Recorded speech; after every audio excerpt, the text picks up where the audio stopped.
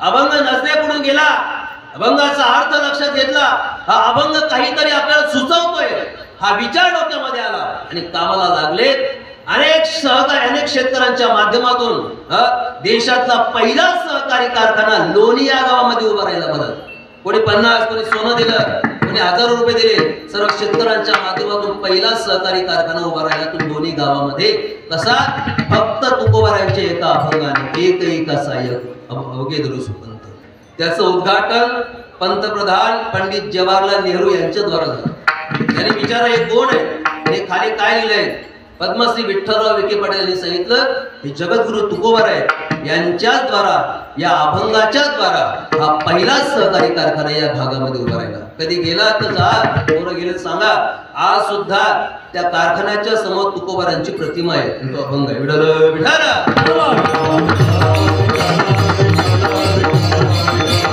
लोक म्हणतात समाज आळसी गेला. आळसी नाही गेला. देशातला सुपर कॉम्प्युटरचा शोध ज्ञानेश्वरीच्या एका ओवीने लावलाय. डॉक्टर विजय पांडुरंग भटकर नावाचे, त्यांच्याद्वारा महासंगणकाची निर्मिती झाली. 8000 परबचा महासंगणक निर्माण झाला ज्ञानेश्वरीच्या एका ओवीने. 12व्या अध्यायात ते ज्ञानेश्वरीचं पारायण करायचे. ज्यावेळेस त्यांची प्रसार भारतीला निवड झाली ना, इंजिनियर होते. मूर्तिजापूर नावाचा तालुका, तिथून रेल्वे चालले होते. वडील होते पांडुरंग महाराज भटकर, कीर्तनकार होते. त्यांनी 3 वस्तू सांगितल्या, त्यांना 3 गोष्टी सांगितल्या विजय नावाच्या मुलाला, की बाबा गंध लावायचं कधी विसरू नको, माळ काढायचं कधी विसरू नको, आणि ज्ञानेश्वरीचं नित्य पारायण करायला कधी विसरू नको. प्रताप दादा रोज ज्ञानेश्वरीचं पारायण करायचे.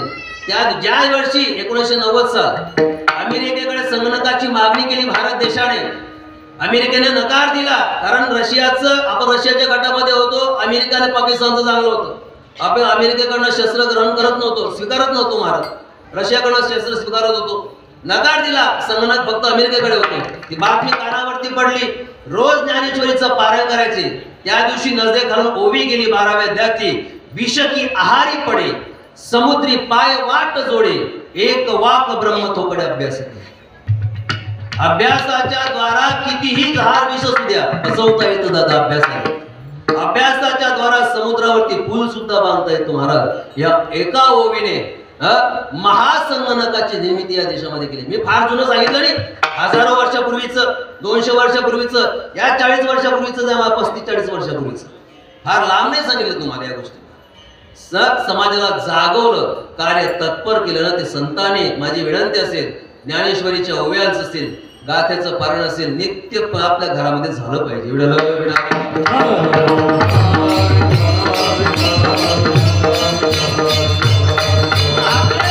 दिसत असले आपल्यासारखा व्यवहार करत असेल तरी त्यांना सामान्य माणूस समजायचं. विशेष गुणागार संतांचा फार मोठा फरक आहे त्यांच्यामध्ये आणि आपल्यामध्ये.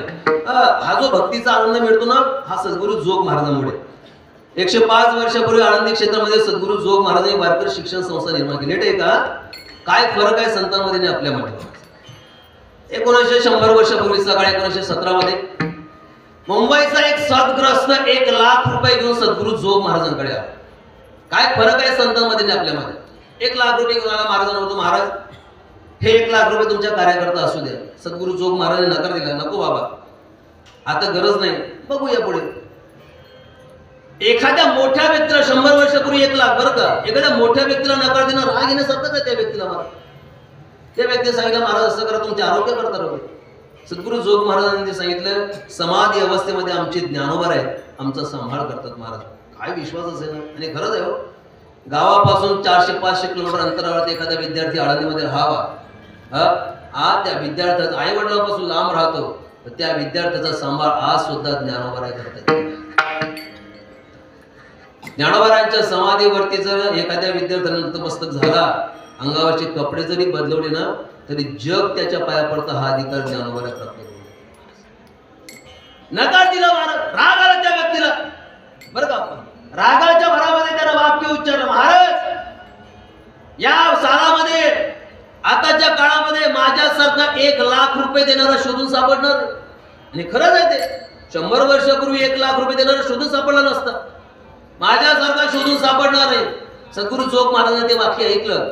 सद्गुरु जोग महाराज त्या सद्ग्रस्ताला म्हणतात, बाबा तुझं म्हणणं बरोबर आहे, तू म्हणतो ते योग्य आहे, तुझ्यासारखा 1 लाख रुपये देणारा खरंच शोधून सापडणार नाही. लक्षात ठेव, माझ्यासारखा सुद्धा 1 लाख रुपये न घेणारा या महाराष्ट्राच्या मातीमध्ये शोधून सापडणार. संत आपल्यासारखे दिसतात, त्यांच्यामध्ये आणि आपल्यामध्ये खूप मोठा फरक आहे. विठाल विठाल.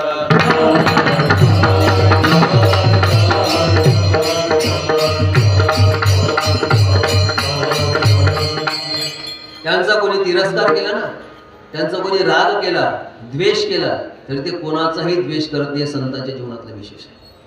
प्रत्येक वस्तूमधला विशेष गुण आहे बरं का. झाडं असतात, झाडांचा विशेष गुण काय? जड न खाती जडा, वृक्ष आपुलिया फळा, भुक्ता तो निराळा, तेने गोडी निवडली जो खांडावया घाव घाली, काल लावणी जयाने केली, दोघा एकची सावली, वृक्ष देजेचा वृक्षाच्या जीवनातला विशेष आहे. परिसाचा विशेष गुण आहे. परिस लोखंडाला लावल्यानंतर त्याचं सोनं करतो, परिसाचा विशेष गुण आहे. चंदनाचा विशेष गुण आहे, चंदन घासल्यानंतर सुगंध देतं, शीतलता प्राप्त करून देतं, विशेष गुण आहे. हिरा असतो, हिरा हिरा माहिती आहे ना, सुरतचा नाही बरं का. खरा हिऱ्याची ओळख सांगू का? खरा हिरा ओळखायचं कसं? ऐरण असते, ऐरण लाकडाची असते, एक लोखंडाचा ढोकळा असतो, ऐरण असते. त्या ऐरणीवरती खरा हिरा ठेवायचा, वरतून घराने घाव मारायचा. खऱ्या हिऱ्याची ओळख बघा, एक तर ऐरणीत तरी शिरतो, नाहीतर उडून तरी जातो, त्याचा चुरा होत नाही. हा खऱ्या हिऱ्याची ओळख आहे, विशेष गुण हिरा. एक हिरकणी नावाचे धातू आहे. त्या हिरकणीचा विशेष असा आहे, हिरकणीचा विषय असा आहे प्रताप दादा, ऐरणीमध्ये जर हिरा शिरला ना, हिरकणी नावाचा तो कास कापण्यासाठी वापरलेला धातू बरं का. अरे भाऊ, तो जर ऐरणीमध्ये शिरलेला हिरा, चोपदार मराठी समजते ना, तो ऐरणीमध्ये शिरलेला हिरा काही केला निघत नाही. किती प्रयत्न करा तुम्ही, कुठलीही वस्तू वापरा, काही करा, तो ऐरणीमध्ये शिरलेला हिरा निघत नाही बरं का. मग तो ऐरणीमध्ये शिरलेला हिरा जर बाहेर काढायचा असेल तर काय करावं लागतं? फक्त हिरकणी न्यावी लागते, फक्त हिरकणी न्यावी लागते. त्या हिरकणीची ताकद एवढी आहे चोपदार की एका क्षणाचाही विलंब न करता त्या हिरकणीच्या ताकदमुळे त्या ऐरणीमध्ये शिरलेला हिरा बाहेर येतो. एवढी ताकद हिरकण्यांची आहे. नाही कळलं अजून? हिरकणी साधा गुण नाही मारत. आता अशा हिरकण्या सुद्धा मिळणं कठीण झालेले आहे. आमच्याकडे एकानं बघितल्या, त्याला म्हटलं असं करू नको, लोकांची लेकरं एवढं पाहू नको, जी मुलगी आवडे तिच्याबरोबर लग्न कर, संसार कर. एवढं काय बघतोय? तुझं वय वाढत चाललं, जरी संपत्ती असली तरी. आता तू नाही म्हणतो, भविष्यात तुला नाही म्हणते. आता भविष्यामध्ये असं होईल, आता तुझं वय वाढत चाललंय, भविष्यामध्ये असं होईल, लक्झरीच्या नादामध्ये एसटी बी चालल्या जातात. विठाला विठाला.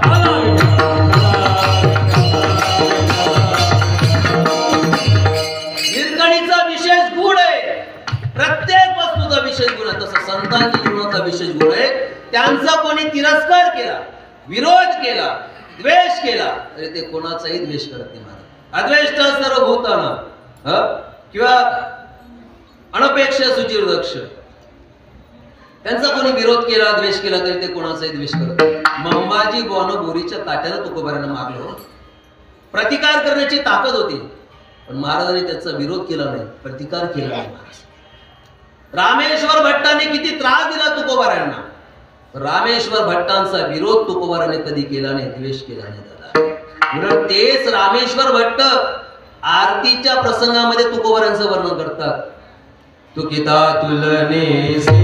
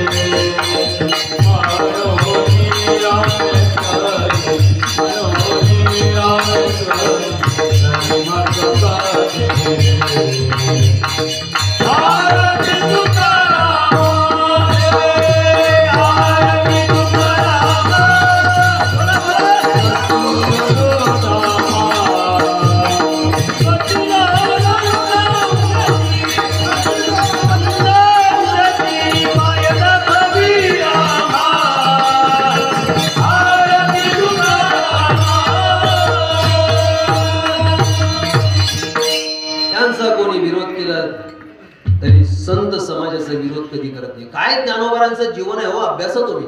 दगडालाही पाजर पुढे असं ज्ञानोबारांचं चरित्र आहे. मला दगडाला आहे नाही दया आली वाढ तिथे लोकांना खूप त्रास दिला दादा.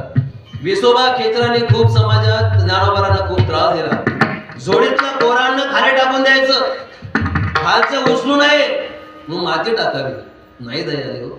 पण त्याच ज्ञानोबारांच्या सानिध्यामध्ये बघा, त्याच ज्ञानोबारांनी विसोबा खेचरांना किती मोठा अधिकार प्राप्त करून दिला.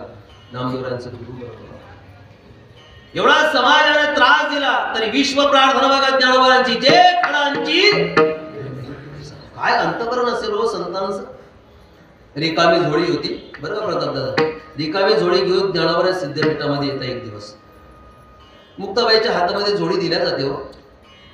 मुक्ताबाई त्या झोळीमध्ये बघते तर अन्नाचं कण सुद्धा नाही, आणि समोर बघते तर ज्ञानोबा सुद्धा दिसत नाही, ज्ञानदादा दिसत नाही. कुटियाकडे बघितलं, कुटियाचं दार बंद केलं. मुक्ताबाई त्या कुटियाजवळ जाते, त्या खिडकीतून छोट्याशा खिडकीतून आतमध्ये बघते तर ज्ञानोबा गुडघ्यामध्ये डोकं घालून रडतायत. रडणाऱ्या ज्ञानोबारायांना चिमुकली मुक्ताबाई गोड विचार सांगते हो, गोड उपदेश करते. मुक्ताबाई सांगते, बहीण ती बहीण असते दादा, बहिणीचा आवेर कधी होता कामा नाही हो. मुक्ताबाई सांगते, दादा रडताय तू, ही बहीण आज उपाशीच आहे, अन्नाचा तुकडा सुद्धा मागणार नाही. मला कळताय समाज खूप त्रास देतो तुला, दादा विनंती उपाशी राहील, फक्त प्रार्थना आहे रडू नको. जे आई वडिलांच्या कुशीमध्ये डोकं घालून रडावं, ते आई वडील तर आपल्याला लहानपणी सोडून गेले ना. आज तुम्ही आई वडिलांच्या ठिकाणी आहे. दादा मी तुझ्याच पुढे रडलं पाहिजे, तर तू जर माझ्या पुढे रडत असेल तर या मुक्ताबाईनं रडावं तरी कोणाकडे. एक सांगू का, लहान मुलाचे आई वडील कधी जाऊ नये दादा, त्याचं दुःख फार वेगळं असतं. तारुण्यामध्ये एखाद्या स्त्रीचा पती कधी जाऊ नये, आणि म्हातारपणामध्ये आई वडिलांचा मुलगा कधी जाऊ नये, त्याचं दुःख खूप कठीण असेल. आज आई नाही, आई वडिलांची आठवण होते. एक छोटासा गावातल्या तरुणापर्यंत आवाज पोहोचत असेल, माझी विनंती असेल, गावातल्या प्रत्येक तरुणानं आई वडिलांचा विचार केला पाहिजे. एकांतामध्ये बसा, आई वडिलांचा जीवनपट समोर आणा, अक्षरशः डोळ्यातून अश्रूच्या धारा काढल्याशिवाय. मी सांगतो आम्ही नाही, निवृत्ती दादा आणि ज्ञानोबारांचा संवाद आहे. ज्ञानोबारा रडतायत, निवृत्ती दादा विचारतायत, ज्ञानोबारा आज रडतायत, का रडतायत? ज्ञानोबाराने सांगितलं, दादा आज रडण्याचं एकच कारण आहे हो, आज आई वडील नाही म्हणून रडतोय. आज आई वडील असते तर आई वडिलांनी जवळ घेतलं असतं, डोक्यावरून हात फिरवला असता. आज आई वडील नाही, आठवण झाली, रडतोय. एकदा निघून गेले ना, प्रेमाचा समुद्र आटला जातो दादा. आई म्हणजे घरातलं मांगल्य असतं, बाप म्हणजे घरातलं अस्तित्व असतं. त्याचा विचार कंडारी मधल्या प्रत्येक तरुणानं केला पाहिजे. आज आई वडिलांची आठवण होते. दादाला सांगते, दादा आई वडिलांच्या कुशीमध्ये डोकं घालून रडलं, पण आज आई वडील नाही, तुम्ही आई वडिलांच्या ठिकाणी आहे. मी तुझ्या पुढे रडलं पाहिजे, तूच माझ्या पुढे रडतोय, तर या मुक्ताबाई रडावं कसं? काय गोड आहे हो मुक्ताबाईंचं ताटीचं प्रकरण वाचा तुम्ही, काय गोड उपदेश करते ना मुक्ताबाई ज्ञानोबारांना. मुक्ताबाई सांगते, दादा समाजानं त्रास देणं हा त्यांचा स्वभाव आहे, तसा तो त्रास सहन करणं आपला सुद्धा स्वभाव आहे. जी माणसं सहन करतात ना, तीच माणसं मोठी होतात बरं का. सहन करायला शिकलं पाहिजे. जी सहन करतात ना, तीच मोठी होतात दादा. जो दगड पाथरवाटाच्या छन्नीचे घाव सहन करतो ना, टाकीच्या हातोड्याचे घाव सहन करतो, त्याच दगडाची मूर्ती होते, त्याच मूर्तीची पूजा केली जाते दादा. कुठल्या मूर्तीची पूजा करत नाही समज. ऊस असतो, ऊस आता सीझन चालू, त्या ऊसाचा रस मिळावा असं वाटत असेल, गोडी कडावी असं वाटत असेल, तर त्या रसाला त्या चरख्यामध्ये जाणं अतिशय महत्वाचं असतं. सोनं शुद्ध आहे, 24 कॅरेटचं आहे, हे कळण्यासाठी सोन्याला तापवणारा पाहिजे, अग्नीचा डाग देणारा पाहिजे, ठोकणारा पाहिजे. चंद्र सुगंध हे करण्यासाठी चंद्राला घासणारा पाहिजे, सहन करता आलं पाहिजे. मुक्ताबाई सांगते, दादा समाजाला त्रास देणं हा त्यांचा स्वभाव आहे, तो त्रास सहन करणं आपलाही स्वभाव आहे. जे सहन करतात ना, तीच माणसं मोठी होत असतात. सिंधुताई सपकाळ यांचं जीवन अभ्यास तुम्ही महाराज. पूर्वीचं काळ सहन केलं, सहन केलं, सहन करत राहिले. आज माईंचं जीवन तुम्ही अभ्यास, किती उंचीचं जीवन आहे, मोठं आज जीवन आपलं, अनेकांचं जीवन बघा. ते मुक्ताबाई गोड उपदेश करते हो, खूप छान आहे. मुक्ताबाई सांगते, दादा आपल्या दातांनी जर आपली जीभ चावल्या गेली ना, खरं सांगा जेवता जेवता जर दातांनी जीभ चावल्या गेली तर आपण दात पाडतो का? नाही नाही नाही. खूप गोड आहे हो, खूप गोड उपदेश करतात. योगी पावन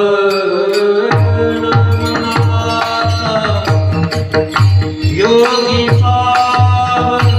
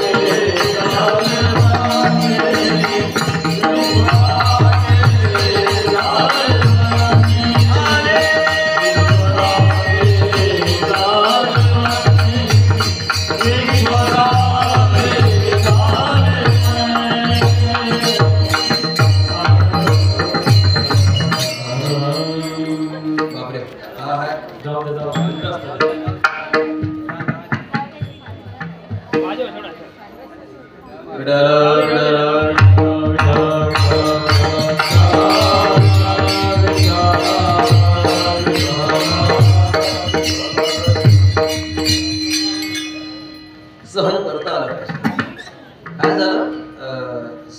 आमचे श्री गुरु लक्ष्मण बाबांच्या बरोबर एका लोहाराच्या दुकानाचं उद्घाटन होतं. आहे का? खूप गोड संदेश आहे, खूप छान आहे. लोहाराच्या दुकानाचं उद्घाटन होतं. आम्ही गेलो. आता लोहार म्हटल्यानंतर काय राहील वस्तू? भात्या, ऐरण, छन्या, हातोड्या, घर. त्याने पूजेचं ताट बाबांकडे दिलं. बाबांना सांगितलं, बाबा या ऐरणीची पूजा करा. मला सगळ्या वस्तू, बाबाने त्या ऐरणीची पूजा केली. माझं त्या सगळ्या वस्तूंकडे लक्ष दिलं. सगळ्या वस्तू मला नव्या दिसल्या, फक्त ती ऐरण जुनी दिसली महाराज. मी त्याला विचारलं, दादा सगळ्या वस्तू नव्या दिसतात, ही ऐरण तुमच्याकडे जुनी दिसते? महाराज हे आमच्या पंजोबापासून आहे, 100 वर्षापूर्वीपासून ही ऐरण आमच्याकडे. मग 100 वर्षापूर्वी ऐरण तुमच्याकडे, बाकीच्या नवीन वस्तू सर्व दिसत आहेत, बाकीच्या वस्तू काही दिसत नाही. त्याला दिलेलं उत्तर खूप छान आहे. महाराज 100 वर्षापासून ही ऐरणच टिकलेली आहे, बाकीच्या सर्व वस्तू काळाच्या ओघामध्ये संपल्या. उत्तर आहे का? मी विचारलं दादा, काळाच्या पारमार्थिक होता, मोठमोठ्यांची कीर्तनं श्रवण केलेली होती त्याने. मी विचारलं दादा, सगळ्या वस्तू नवीन दिसत आहेत, फक्त ऐरण जुनी दिसते, याचं कारण काय? त्याने सांगितलं, महाराज सगळ्या वस्तू नवीन दिसते याचं काम छन्न्या संपल्या, छन्न्या बोचऱ्या झाल्या, घन संपले, हातोळ्या तुटल्या, फक्त ही ऐरणच 100 वर्षापासून आमच्याकडे टिकली. याचं कारण त्याने सांगितलं, महाराज सगळे घाव मारणारे होते, सगळे घाव मारणारे होते म्हणून संपले, ऐरण घाव सहन करणारी होती, 100 वर्ष टिकली. जे सहन करतात ना, सहन करतात. तुका म्हणे तोची संत, सोसी जगाचे आघात. महाराज आम्हाला कळलं होतं, मी संतांबद्दल फार सांगितलं आम्हाला. महाराज आम्हाला तुम्हाला विचारायचं आहे, महाराज म्हणतात हे संत ओळखायचे कसे, हे संतात असतात तरी कसे? महाराज तुम्ही सांगितलं आम्हाला, संतांचं महत्व सांगता, संतांची संगती तुम्ही आम्हाला करायला लावतायत का? की संतांची संगती अतिशय महत्वाची जीवनामध्ये. केळीचं झाड जर बाभळीच्या झाडा शेजारी वाढलं ना, तर बाभळीच्या काट्यानं केळीची सगळी पानं फाटतात. महाराज तुम्ही आम्हाला दुर्जनाची संगती सांगत नाहीत, सज्जनाची संगती करायला लावतायत, संतांची संगती करायला लावतायत. महाराज संतांबद्दल तुम्ही बोलतायत, खूप छान शब्द आहे बरं का. एक गोड वाक्य सांगतो तुम्हाला, पंगत चुकली ना तर एका टायमाचं जेवण चुकेल.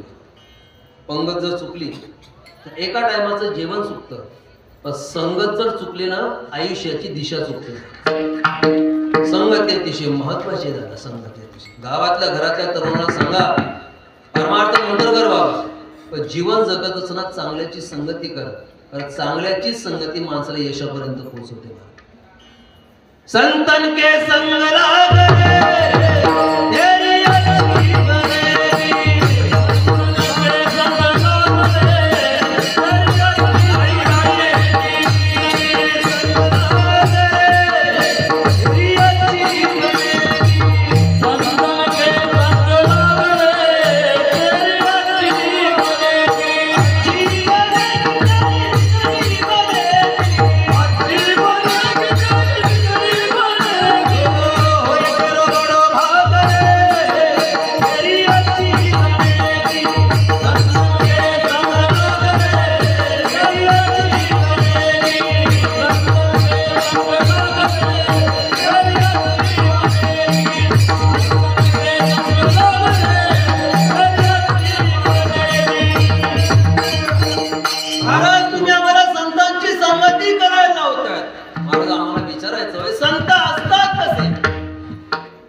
फसवणूक होण्याची फार दाट शक्यता आहे. माणसं कोणाची मागे लागल्यानंतर फसवणूक होते.